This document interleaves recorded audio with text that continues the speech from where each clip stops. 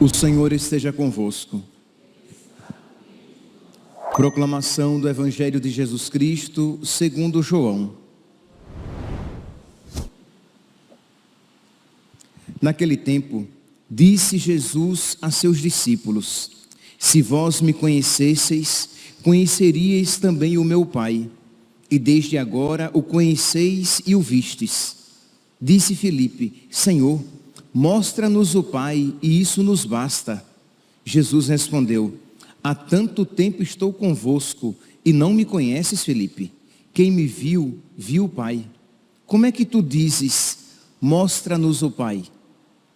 Não acreditas que eu estou no Pai, e o Pai está em mim? As palavras que eu vos digo, não as digo por mim mesmo, mas é o Pai que, permanecendo em mim, realiza as suas obras. Acreditai-me, eu estou no Pai, e o Pai está em mim. Acreditai ao menos por causa dessas mesmas obras. Em verdade vos digo, quem acredita em mim, fará as obras que eu faço, e fará ainda maiores do que estas, pois eu vou para o Pai, e o que pedirdes em meu nome, eu o realizarei, a fim de que o Pai seja glorificado no Filho. Se pedirdes algo em meu nome, eu o realizarei. Palavra da salvação.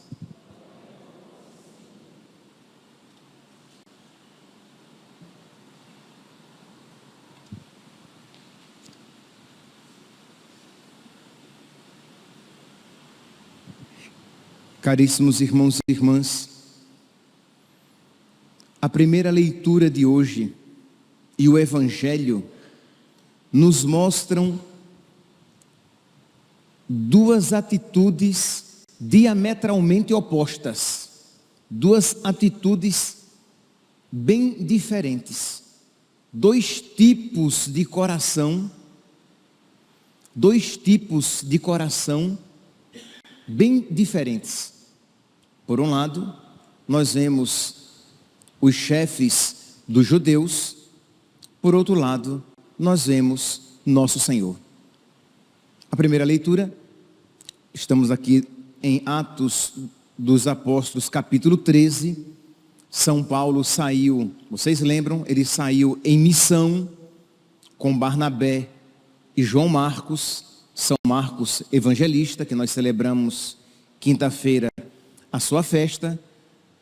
Eles foram para Chipre. Depois João Marcos volta para Jerusalém. Barnabé e Paulo vão para Antioquia da Psídia. E lá São Paulo faz uma longa pregação. Ele fala, São Paulo fala explicitamente a respeito de nosso Senhor, de que os chefes do povo o crucificaram, que ele era o Filho de Deus e que Deus o ressuscitou dos mortos. E esta longa pregação teve um efeito abençoado por Deus, porque muita gente se converteu, muita gente se sentiu tocada por aquilo que São Paulo tinha pregado. E diz então que ao saírem, rogavam, versículo 42, do mesmo capítulo 13 dos Atos. Ao saírem, rogavam que lhes repetissem essas palavras no sábado seguinte. Eles gostaram daquela pregação, eles viram que aquela pregação tinha sido importante e pediram: olha, no próximo sábado, vem pregar novamente. E São Paulo disse: ok, eu vou. No sábado seguinte, a cidade inteira estava lá para ouvir novamente aquelas palavras. E diz aqui que os chefes do povo, aqueles judeus, encheram-se de inveja e puseram-se a protestar com injúrias contra aquilo que Paulo falava. Então eles estavam tomados de inveja. Por quê? Simplesmente porque eles discordavam daquilo que Paulo estava falando, não apenas, nem principalmente.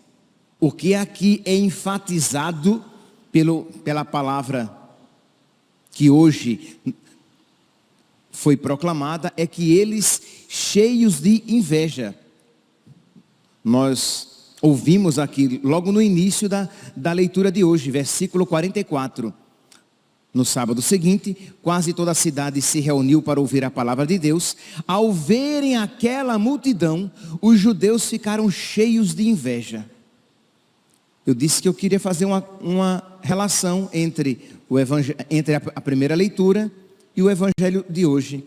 Ora, enquanto na primeira leitura os judeus veem o sucesso de Paulo, a glória de Paulo, a pregação dele fez sucesso. A pregação dele atraiu uma multidão, não só uma multidão, a cidade inteira. E isso fez com que eles ficassem cheios de inveja. Quando nós olhamos o evangelho de hoje, nós vemos que nosso Senhor, não sei se vocês já perceberam, já colocaram atenção nisso, nosso Senhor reserva os maiores milagres, não para Ele, mas para aqueles que nele hão de crer. Isto é, normalmente, imagine aqui que você seja um artista. Ora, o homem velho, a mulher velha, a pessoa virtuosa não, mas o homem velho, a mulher velha, isto é, não virtuoso, ele reservará aquela técnica mais lapidada para ele. No máximo, ele vai, depois de muito tempo, ensinar algumas coisas para os seus discípulos, mas ele vai querer que as obras mais bonitas sejam realizadas por ele. Por quê? Porque ele é o artista. Jesus Cristo, ele não reserva para ele, que é Deus, que veio ao mundo para nos salvar, mas ele não reserva para ele os melhores, os maiores, os mais eloquentes milagres, mas ele reserva para aqueles que nele hão de crer. Versículo 12. Em verdade vos digo, quem acredita em mim, fará as obras que eu faço e fará ainda maiores do que estas. Vejam aqui a magnanimidade de nosso Senhor. Não há nenhum vestígio de inveja. Por quê? Porque o melhor ele reserva para nós. Santo Tomás de Aquino, ele vai dizer que a inveja, né, é a tristeza pela glória do outro. Então, se o outro tem uma maior glória, eu sinto inveja com isso. E por glória aqui compreendamos o quê? Porque não poucas vezes a inveja é motivada não por realidades muito elevadas, também às vezes, mas muitas vezes por realidades bem rasas. Então, fulana é mais bonita do que eu, fulano é mais forte do que eu, fulano tem um carro melhor do que o meu, fulana é mais inteligente do que eu, fulano parece que é mais próximo do padre do que eu. E aí você fica com inveja. Fulana tem mais sucesso na catequese do que eu. Todo mundo só quer ir para a sala de catequese dele. Todo mundo só quer ir para a sala da catequese dela. E ao invés de você, duas coisas: de você estudar mais, para que você possa ser um melhor catequista, de você rezar mais, para que você seja um melhor catequista, e se alegrar porque Deus deu aquele dom, aquela catequista, aquele catequista. Não, você fica cheio de inveja, se corroendo por dentro. São Basílio Magno, ele vai dizer que assim como a ferrugem corrói o ferro, A inveja destrói a alma daquele que se deixa por ela possuir. Isto é, você se sente, você não só se sente, pode ser até que você nem sequer se sinta, mas você será corroído por ela, pela inveja. Por quê? Porque a inveja é um pecado que nos assemelha muito do diabo. Santo Agostinho vai dizer, num arroubo, quase que no exagero, né? Porque ele vai dizer que a inveja, mas aqui ele junta muito inveja e orgulho. A inveja é o pecado por excelência que nos assemelha ao diabo. Por quê?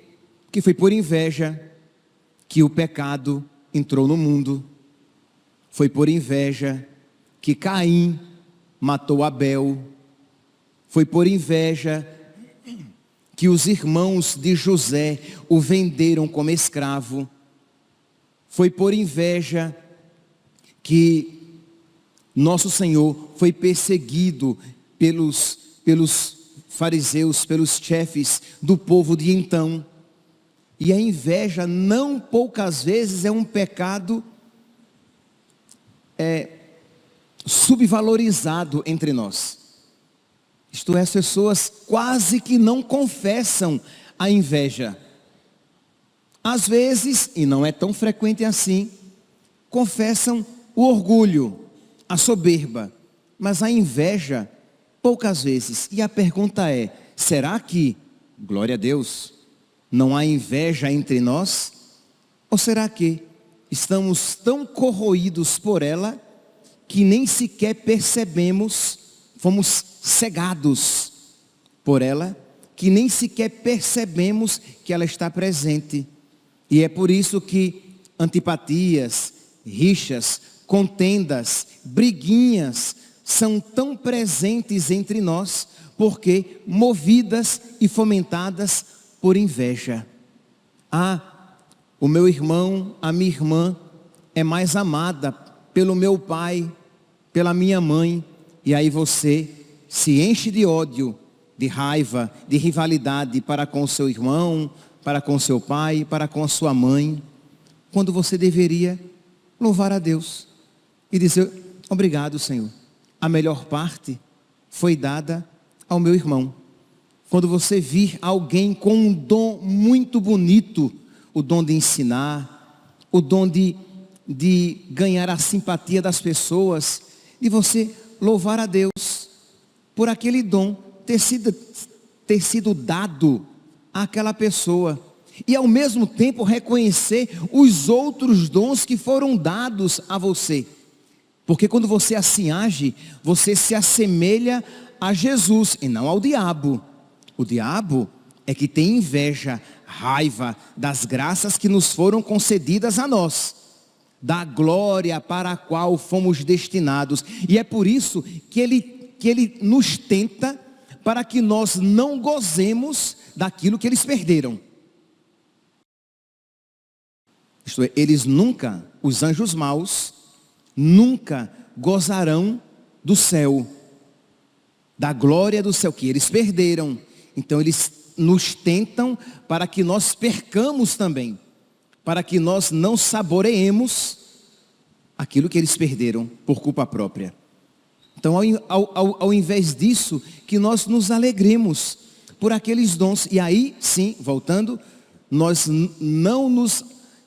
não vamos nos assemelhar ao diabo, mas a Jesus, que deixou os maiores milagres para nós que cremos nele.